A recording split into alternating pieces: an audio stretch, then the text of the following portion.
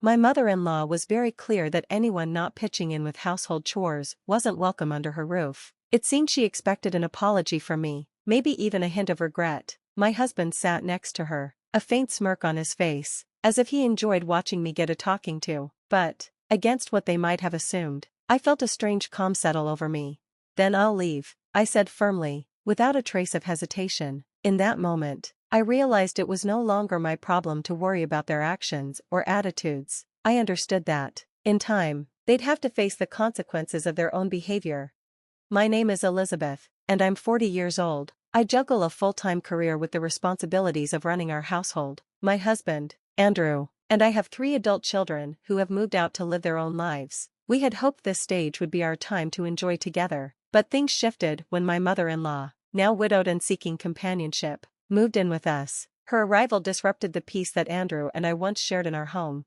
My job is demanding, often keeping me at the office until after 7 p.m. When I finally get home, what awaits me only adds to my exhaustion. The living room is often strewn with snacks and clothes left lying around. Andrew appears oblivious to the mess, comfortably settled on the sofa with a beer in hand, glued to the TV, barely acknowledging my return. With no dinner ready, I'm left to handle the kitchen myself, my frustration growing. During these evenings, my mother-in-law frequently steps out of her room to scold me, saying my late hours and business trips are no reason for me to ignore household duties. She accuses me of failing as a wife and a homemaker, turning every little issue into a critique of my character. I've found that trying to defend myself only intensifies the conflict. Over time, I've learned to let her finish her criticisms and wait for her anger to settle. This tactic, while not ideal, has helped avoid further arguments, keeping the peace temporarily. I absorb her words and redirect my energy into making dinner. Although her remarks sting, I persevere, knowing she'll eventually stop. What's harder to bear, however, is my husband's reaction. He seems almost pleased to see me being criticized by his mother. She often says, "A good wife should cherish her husband. You lack that grace." And my husband joins in, taunting me as I set the table. My frustration isn't just with her. I feel increasingly irritated with my husband's behavior. Despite my repeated requests for them to start dinner when I'm late from work, they refuse to. Instead, they sit there waiting for me to serve them, as though I'm hired help. The atmosphere at home has deteriorated drastically since my mother-in-law moved in. Before her arrival, my husband was a genuine partner, helping with chores, cooking when I was delayed, and playing an active role in raising our children. But now, he's completely stopped assisting, siding with my mother-in-law in her constant critiques. It's baffling and infuriating. She labels me as lazy and inefficient, yet she's the one relying on us. She hasn't made any financial contributions. Even after inheriting money from her late husband, she quickly spent that inheritance on luxuries, burning through it all and even accumulating debt. Now, she lives with us practically rent-free.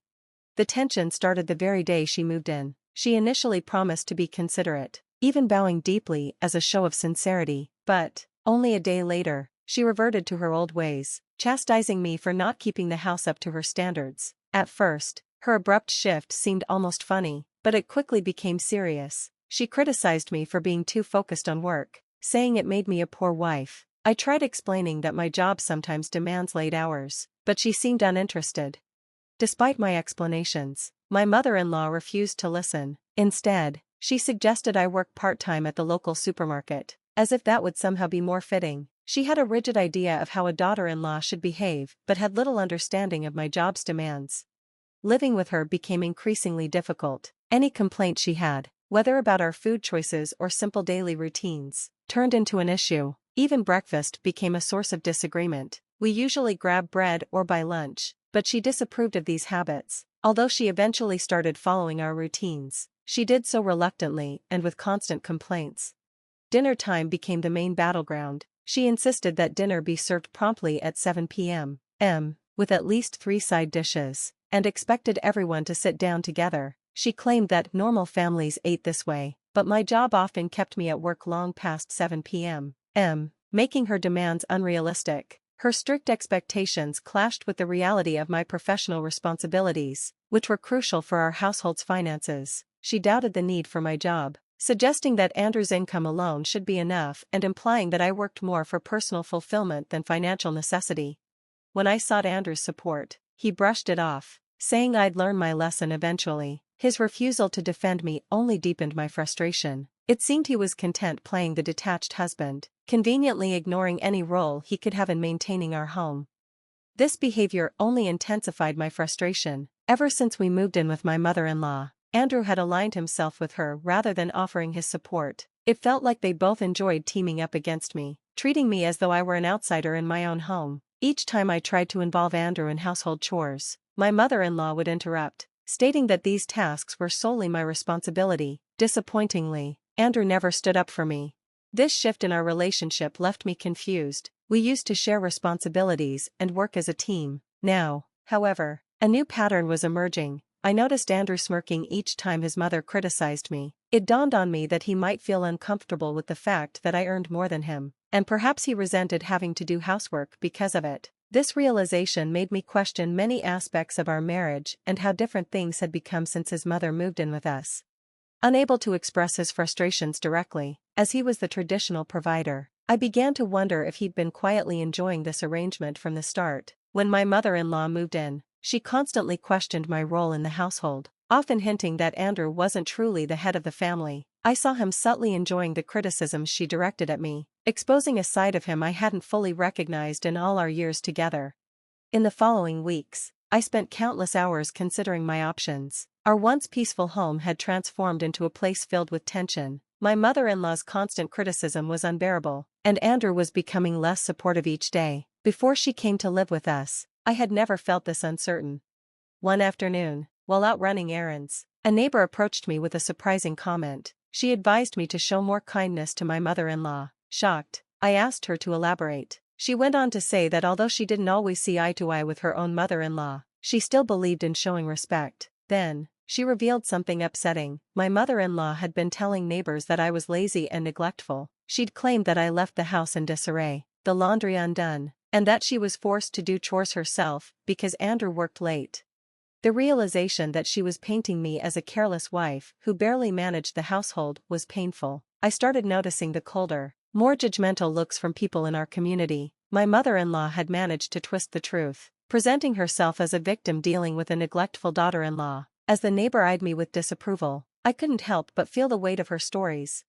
Mortified that our private issues had spilled into public gossip, I mumbled a quick denial and returned home. As I entered, I found my mother-in-law comfortably settled on the sofa, engrossed in her favorite TV show. I took a deep breath and firmly asked, "Could you please stop spreading these rumors?" She only laughed and replied, "But it's all true, isn't it?" At that moment, something within me snapped. If she was determined to spread lies, I decided I wouldn't play the role of the dutiful daughter-in-law any longer. That evening, after a long day at work, I didn't prepare the expected family dinner. Instead, I made a single bowl of instant noodles for myself. Seeing this, my mother-in-law's face turned bright red as she voiced her disapproval. "So, you're just proving what a terrible daughter-in-law you are, not doing any housework? Fine, go ahead," she spat, her voice laced with anger. I continued eating in silence, ignoring her protests as she looked toward Andrew for support. When he finally approached me, I laid out the truth. "Your mother has been telling everyone I'm a terrible daughter-in-law who neglects everything." When I confronted her, she insisted it was true. "So, I'm simply giving her exactly what she's told everyone." I explained what the neighbor had shared with me. Attempting to mediate, Andrew suggested, "She probably exaggerated a little. Don't be stubborn." Despite her obvious wrongdoing, he chose her side. Exhausted from trying to explain myself, I discarded my empty bowl and walked away. Ignoring his comments, I took my laundry to the bathroom and enjoyed a long bath in solitude. Finally feeling a sense of relief, I realized that, no matter what I did, they would always label me as the bad wife. From that night forward, I decided to stop doing the household tasks that my mother-in-law had so often complained about. When she grumbled about the lack of fresh bread for breakfast, I no longer felt the need to cater to her whims. One morning, as I stepped into the living room, she demanded that I go buy fresh bread. Calmly, I replied, "You can buy it yourself. Since I'm such a bad daughter-in-law, I'll only be looking after myself from now on. You'll need to handle your own meals." Ignoring her protests, I poured myself some coffee, ate my bread, and sat down to enjoy my breakfast. Although part of me worried I might be going too far, the thought of all I had endured assured me it was fair. After finishing, I only tidied up my area and settled down with a book. But the peace was interrupted by the sound of the doorbell. Glancing at the monitor, I noticed a group of more than 4 elderly individuals, familiar faces, standing at the door, their expressions clearly filled with discontent, bewildered. I observed my mother-in-law rushing to welcome them. They entered one by one, and I was taken aback when one of them harshly confronted me. "I hear you're the heartless woman who doesn't care for her mother-in-law." These visitors were my mother-in-law's siblings and their partners. She had spread misleading stories of my neglect, claiming that I didn't feed her properly and prevented her from bathing. Seeking their intervention, being the youngest of 4, with 3 older siblings, she had a strong support system. Now, with their spouses, there were 8 elderly people in my living room, branding me as some kind of monstrous daughter-in-law who deserved punishment. Their accusations made me break into a cold sweat from anxiety. "This is a misunderstanding," I managed to say, my voice shaking, but then the eldest brother raised his voice, striking the floor with his cane and shouting, "Stop making excuses." The others joined in, demanding that I apologize and reflect on my alleged wrongdoings. Just then, my husband walked in, attracted by the commotion. When my mother-in-law's brother criticized my upbringing, my husband didn't come to my defense. Instead, he added to the criticism, joining the chorus against me. In that moment, my affection for him evaporated. I had always believed my husband to be kind, but since we began living with my mother-in-law, it became evident that he wasn't kind, just weak, easily swayed by others and incapable of resisting any kind of pressure. During the heated exchange, one of my mother-in-law's brothers took my husband's words to heart and suggested divorce. To my dismay, everyone appeared to agree with him. My mother-in-law then offered me a so-called second chance, but only if I promised to change and serve her and my husband better in the future. Trying to hold back tears, her siblings insisted I should be grateful, claiming I would never find a kinder mother-in-law elsewhere. They even decided to set up a rotating schedule, taking turns each week to check on whether I was fulfilling my household duties and caring for my mother-in-law and husband adequately. Once their plans were finalized, they seemed pleased and left to celebrate their reunion with a sushi dinner. As they departed, my mother-in-law couldn't resist making a final remark, instructing me to ensure the house was tidy and the laundry completed by the time they returned. I was left pondering how everything had escalated to this level. Alone in the messy living room, tears began to well in my eyes. Our marriage had been joyful until my mother-in-law's intrusion. Now, I was the target of complaints from all her relatives. Despite my best efforts, tears streamed down my face, a mixture of sadness, regret, and anger. A few hours later, my husband and mother-in-law returned. I was still seated in the disheveled living room. My mother-in-law smirked at me, her words laced with contempt. "Leave. We don't need a wife who can't manage housework. I told you to clean up earlier, didn't I?" Seemingly inebriated, she insisted that I leave immediately. My husband, wearing a grin, joined in, believing his support would ensure I complied quietly.